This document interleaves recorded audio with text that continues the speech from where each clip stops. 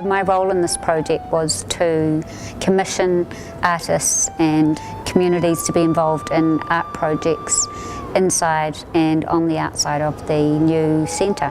My name is Pippa Sanderson. I'm the Community Arts Advisor here at Council, Hutt City Council. The first project that I commissioned was a series of concrete panel designs from local artists. Designs were commissioned to go on the concrete panels around the outside of the building, and they were the first art project that people have seen. Another project was the projects that the Film for Change folk have been involved in, and that was a series of films made by kids. In this particular project, we're engaging with the local community and getting kids of all ages involved to hear local stories, to come up with their own, and to learn how to make them into film.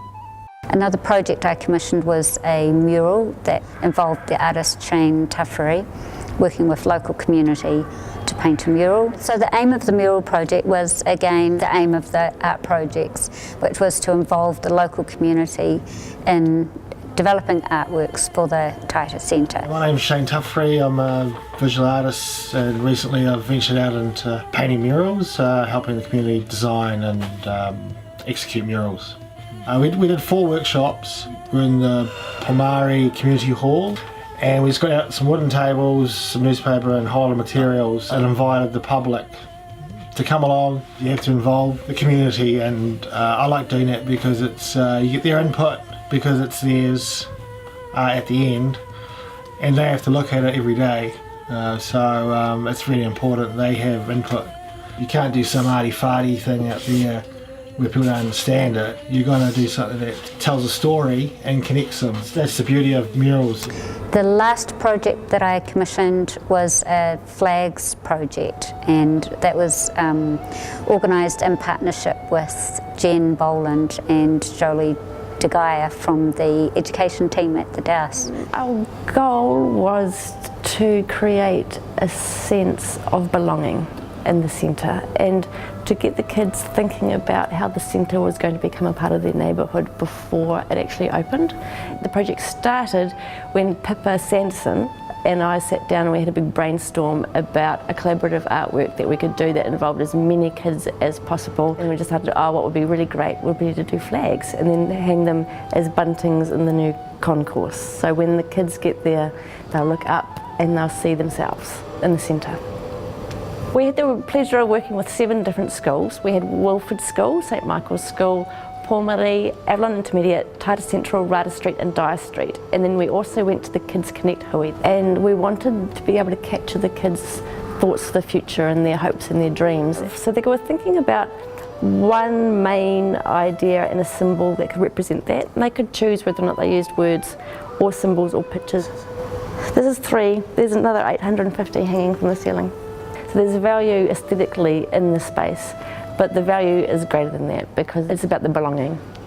It's about those kids having an idea that they are already in that centre, and when they go they'll recognise their place in it and they'll feel welcome. To have, artwork in there, I think just makes it feel human. It makes a connection to local. I think people will be able to see themselves in the mural and in the flags project. The concrete panels on the outside in particular are gorgeous.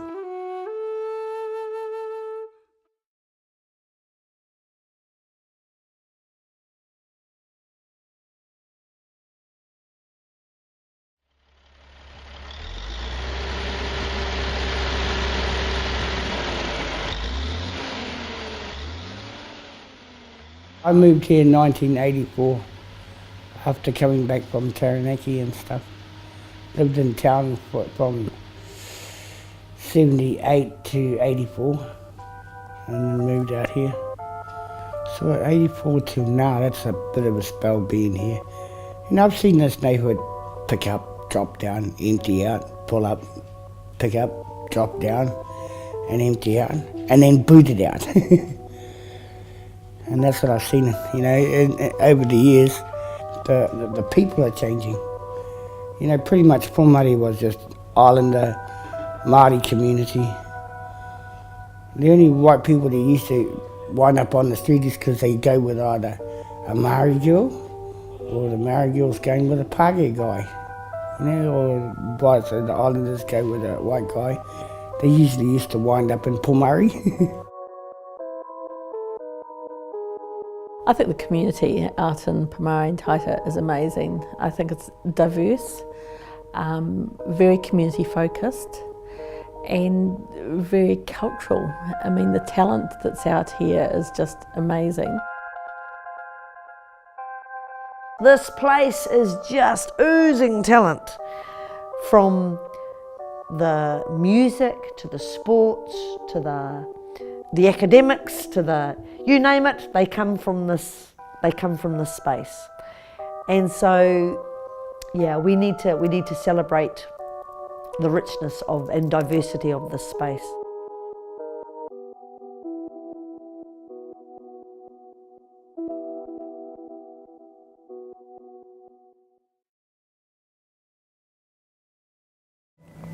I am an African child who had never imagined of herself being here today. Even though I live in New Zealand and is surrounded by New Zealand cultures, I am still proud of my culture, and I hope to keep all my aspects of my culture as I grow up, e.g. language, food, festivals and clothes. I am an African child. I was such a shy, clever, illiterate girl, despite not able to read nor write. The struggles I faced to the chances I took, every move I made and every step I took on the way, these are I'm going to remember the most in my life. I am giving every opportunity a chance and leaving no rooms for regrets. I am an African child.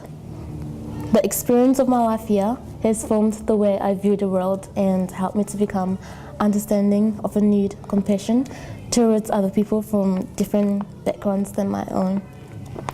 The art sketches I sketch allows me to escape from reality and go into my own wonderland. Music is my rhythm, the rhythm to my life, the rhythm that keeps me going. I am an African child, not because I was born there, but because that's where my heart beats. Therefore, from my skin tone to my human being, my black color is my pride, chocolate, the taste of delight. I am extraordinary. I am me and no one will ever change who I am, my belief, my culture and my pride. Beauty begins the moment you decide to be yourself. Let go of who you think you need to be and just be who you actually are. I am far from perfection, but my beauty is a reflection of my tribes. I am an African child, proud of being me. I am open to all possibilities. I am free to be me, and I am full of love, music, joy, flavor and creativity. I am an African child. I am happy with whom I am and I am yet to become. Remind yourself that no one in the entire world is perfect. We are all unique, but in our own ways. I make mistakes. We all make mistakes. Everybody makes mistakes. Those who make mistakes don't really learn from their wrongs. The struggles we are in today are developing the strength we need for the future days to come. I am an African child. My culture is my story of which I am, but grateful I had the opportunity to grow up in a different country than my own. I am an African child, yet still a believer of Africa, and always will be my home. I am black on the cover, but bright on the inside. I am an African child, deep down in my roots, from my heart. I was born African and lived the life I had never imagined of living. Thank you.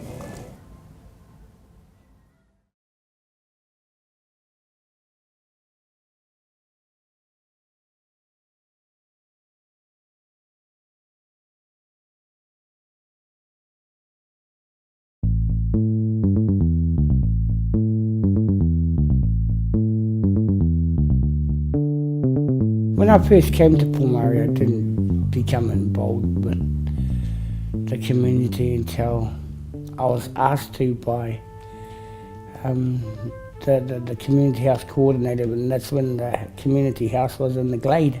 My children have been involved with the community since, they all grew up here, my adult children, and same with my grandchildren.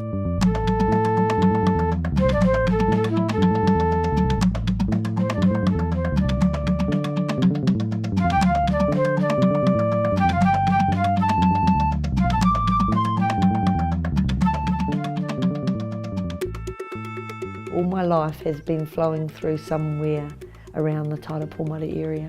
There's a lot of memories of the old parks from being little. I got married in the old community centre, so I've got a really, really good memory of that. Lots of singing and dancing, and my parents were both alive then, and my in-laws were both alive then, and all their families. So yeah, lots of 21st. We went to the centre for 21sts and weddings. We had big Taita's Got Talent playgroups that went on at the Taita Community Hall. That was a great place because anyone could go in there and hire that hall, but this is going to be a lot more specific things going on in that space that you wouldn't have been able to just set up in a hall.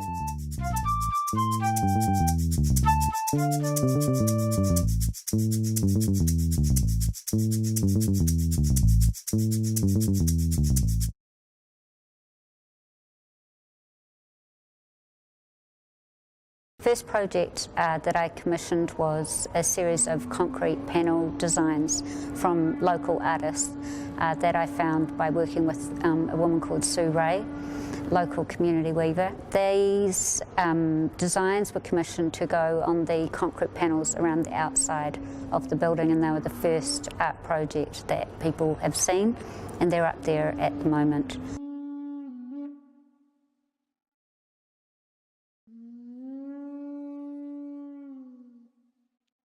I'm one of the artists who contributed to the designs for the concrete panels on the Taita Community Centre, and my role has just basically been as one of the artists and working in conjunction with the other two artists. My name is Takere Wairum.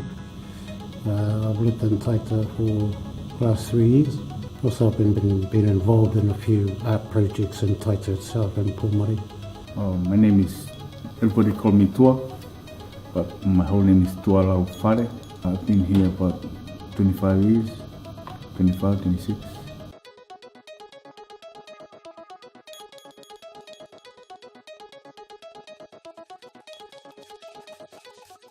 I've basically used two motifs in the design. One is the river. If you look at the river from a bird's eye view, if you go onto Google Maps, you see the river wandering around like that. And the Taratara Akai motif from Maori carving, which is symbolises, it's quite often used on a pātaka, which is a food storehouse. This is what I've been doing. It's the common one is the Takilau Whiretoa, and this one is like a river. You can running along, and great warrior can travel on a boat and a canoe, wherever they want to go. This represents a kaitiaki or guardian, which is represented by this figure up the top here. It's in manaya form. The foot and the hand, they actually sit along the top end of the river, and the river flows is here, which goes out into the harbour. Also, these patterns, they also represent the different ethnic groups of Taita and Pomare area, and it just suggests the unity of all people here. I can't wait to see it, plus all the other artists that are involved in this project too. I think we all have the same feeling that we would love to see our work up there and seeing it on these big panels that we just can't really imagine it until we see it because of the size of it, yeah.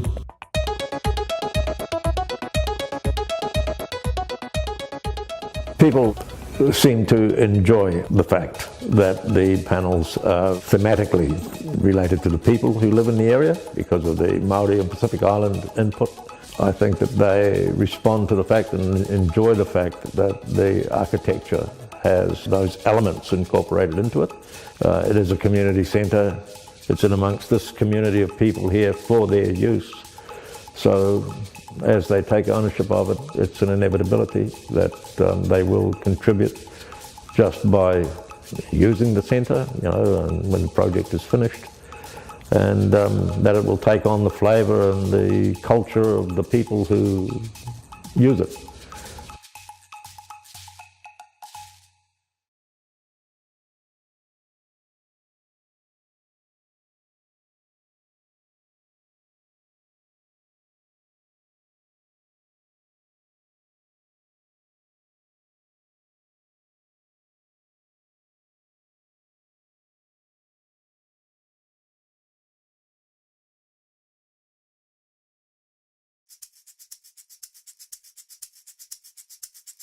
I think the facilities that the centre offers are going to be incredible. From gymnasium, where local people can have the latest gym equipment on their doorstep. From a stadium that not only will be featured in key sporting events, it can be used for many other social and cultural events. To an incredible state-of-the-art library, which will not only offer resources and information, but also the opportunity to connect with the internet and share the wider world. It'll also have a classroom for kids to have state-of-the-art learning, and seminar rooms for us to present a wide variety of learning opportunities.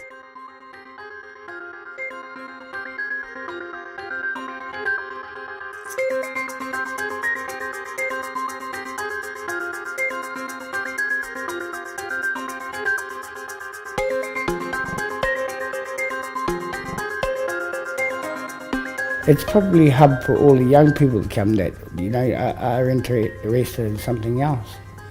Apart from exercising and being fit and getting gold medals if they get it to the Olympics. Who knows? But it might keep the children occupied. It might keep sick people a little bit more healthier. People are going to get curious and use it for a little while and see what happens. I've got not much choice. I'm just down the road, 3 minutes on Taita Drive, straight through the alleyways, boom, I'm there. That could be my new breakfast house. I reckon Pomare is good for another 100 years.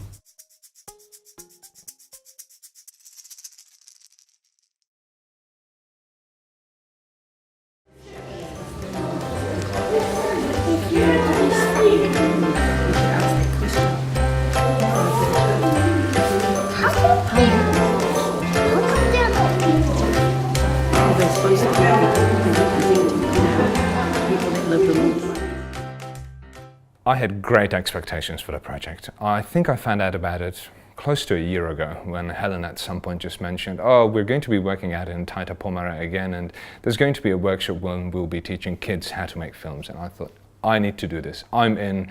I love working with kids, I really do. I love the work that Film for Change does, and I really enjoy being part of it. So I thought this is bringing two of the things that I really enjoy doing together, which is great. And basically what we did is we went out and we gathered some local stories and let the kids hear those, and then we encouraged the kids to come up with their own stories, which we turned into sort of fun local legends. They were exposed to a whole lot of local legends, but then they were allowed to take it truly, as children do, and turn it upside down and make their own stories.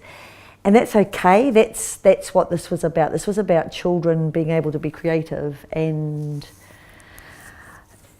express their stories in a different way. That's a huge part of filmmaking, is to be able to tell a story, and there are heaps of kids out there that don't have that kind of opportunity. So what we thought we should do is that we could go to Taita in Pomare primary school, and we sort of work with these kids, teach them how to sort of get their creativity and their ideas down on paper, and then eventually just turn it into like an awesome short film.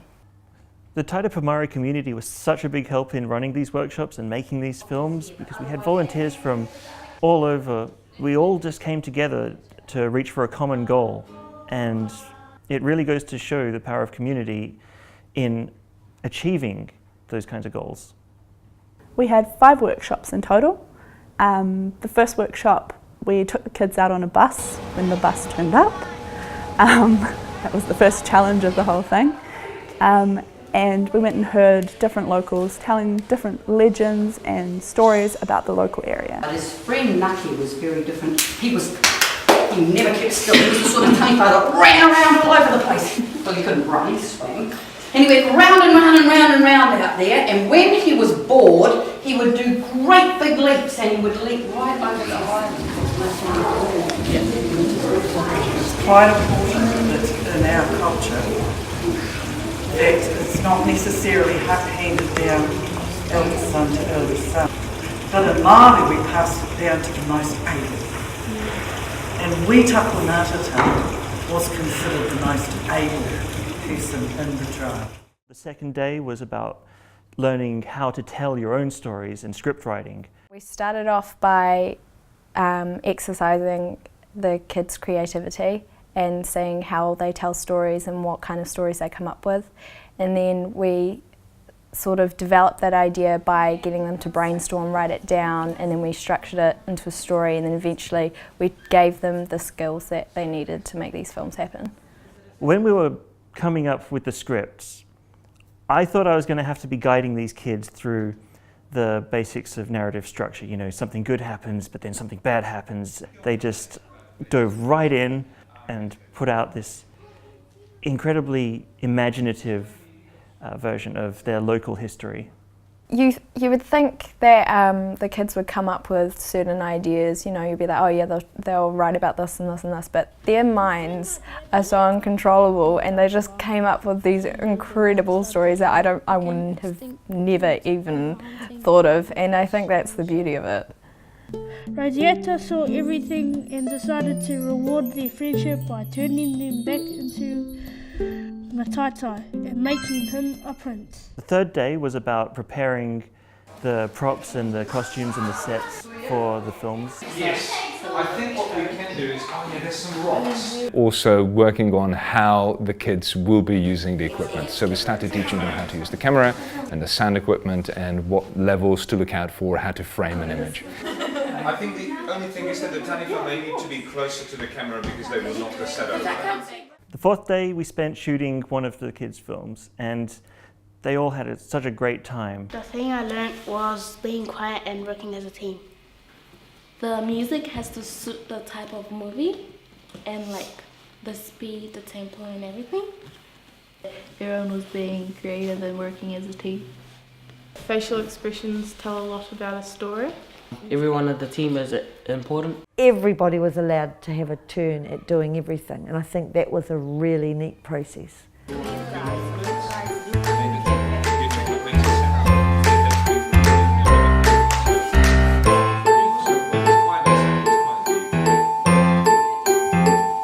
In the last workshop, in workshop number 5, we were filming the second film.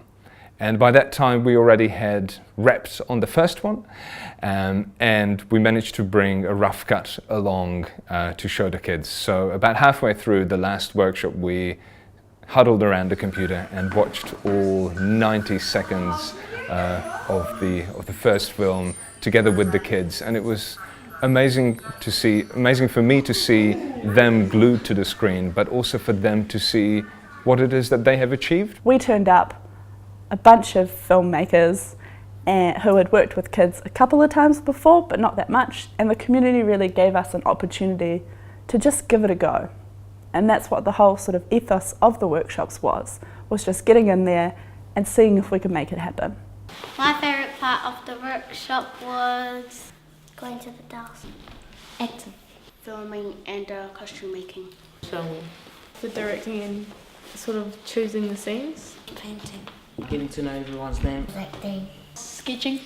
Making the costume. Going to the museum. Even though that we were there with our skills and all of our equipment and stuff, they were the ones who really led the project. The Film for Change team were not intrusive in it. They allowed the children to lead it and go where the children wanted to go.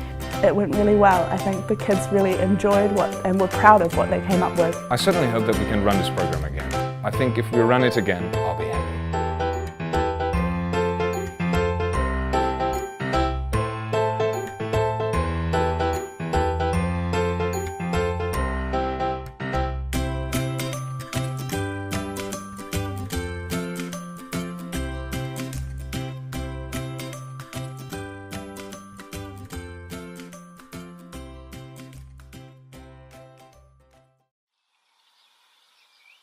Over 100 years ago in Aotearoa there lived a hungry hoia bird named Moriora. Because of his short beak, Moriora was having trouble reaching the bugs deep inside the tree trunk. It's hard for me to get food. I'm hungry. This is frustrating. Moriora saw a tahua and had an idea. Hey, beautiful, you have a different kind of beak. Maybe you can help me. Okay. Suddenly the ground began to shake and two of the hoia birds became scared and ran away. Can you help me find my friend? Yeah, dude, why not? Your friend might be over here. I found her! Yay! But their happiness didn't last long. Sooner the wind started to blow louder and faster and stronger as a hurricane blew them away. A tahua landed somewhere near a river, but Moriora was nowhere to be seen. Why are you so sad? I'm lost and I can't find my friend. Oh, don't worry, I'll help you find him.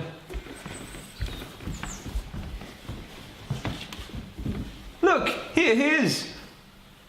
A tahua!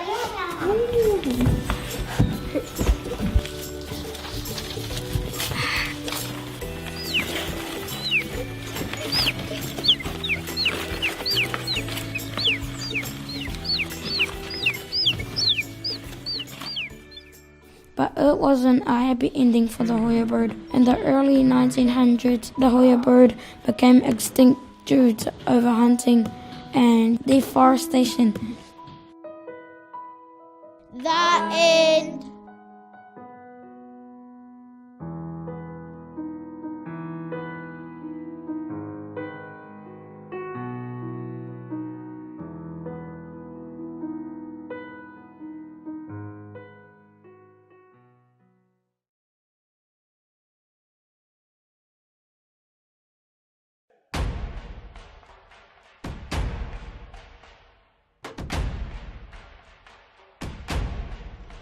Once upon a time, there was a man called Taita. He found a golden fish on the shore. Taita wanted to take the fish home, but he couldn't decide what to do with it. Should he eat it, or should he sell it? But the golden fish belonged to a mermaid called Rosetta. And she turned the Taita into two taniwha, Maki and Taita. Maki wanted to play with the golden fish, for Taita wanted to eat it. The two taniwha couldn't decide who should get the golden fish, so they fought each other.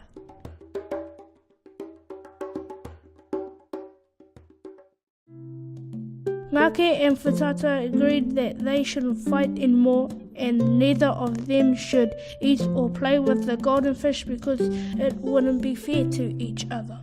Rosetta saw everything and decided to reward their friendship by turning them back into Matatai and making him a prince. The end.